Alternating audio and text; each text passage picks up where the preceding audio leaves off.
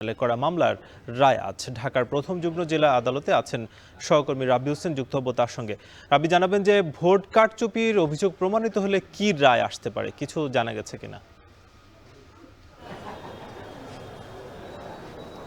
সাকিব, 2020 সালে ঢাকা দক্ষিণ সিটি কর্পোরেশনের মেয়র নির্বাচনের ফলাফলে অনিয়ম, দুর্নীতি ও ভোট কারচুপির কারণে ঢাকা বিএনপির যে প্রার্থী বা সমর্থিত প্রার্থী ইশরাক হোসেন একটি মামলা দায়ের করেছিলেন এই ফলাফল বাতিল করার জন্য, এবং সেটি যাতে নির্বাচনের যে গেজেট রয়েছে ফলাফলের সেটি বাতিল করার জন্য তিনি মামলা দায়ের করেছিলেন। সেই মামলারই আজকে এখানে রায় ঘোষণা হবে। এই মামলায় প্রধান যে আসামি 8 জন আসামি রয়েছে, তার মধ্যে থেকে প্রধান আসামি হলেন সাবেক প্রধান নির্বাচন কমিশনার KM নুরুল হুদা, তৎকালীন রিটার্নিং কর্মকর্তা আব্দুল বাতেন এবং সাবেক মেয়র শেখ ফজলে নূর তাপস সহ মোট 8 জন এই মামলার আসামি রয়েছেন। এবং এই মামলায় এখানে তিনি যে তার আইনজীবীরা বলছেন এই মামলাটি যদি তখন অর্থাৎ তার পক্ষে যায়, এই ইশরাকের পক্ষে যায়, তাহলে আজকের এই রায়ের মাধ্যমে তিনি প্রমাণিত হতে পারেন যে তৎকালীন এই যে তখন ভোট হয়েছিল তখন সেটি কারচুপি হয়েছিল,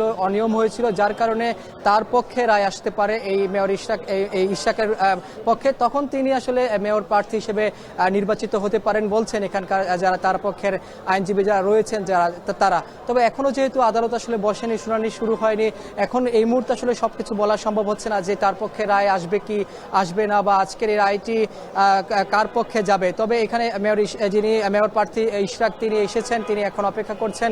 এই মামলাটি আসলে এর আগে তিনি 2020 সালেই দায়ের করেছিলেন, মার্চ মাসে দায়ের করা হয়েছিল, যেহেতু ফেব্রুয়ারির 1 তারিখে নির্বাচন হয়েছিল 2020 সালে।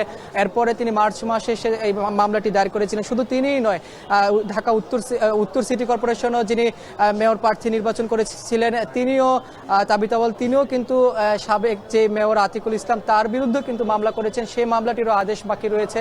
তবে আজকে যেহেতু এখন কিছুক্ষণের মধ্যেই আদালত বসবেন, পরবর্তীতে আরো বিস্তারিত জানা যাবে যে আজকের এই রায়টি মেয়র প্রার্থী ইশরাক হোসেনের পক্ষে যায় কি যায় না। এই ছিল আমার কাছে সবশেষ খবর।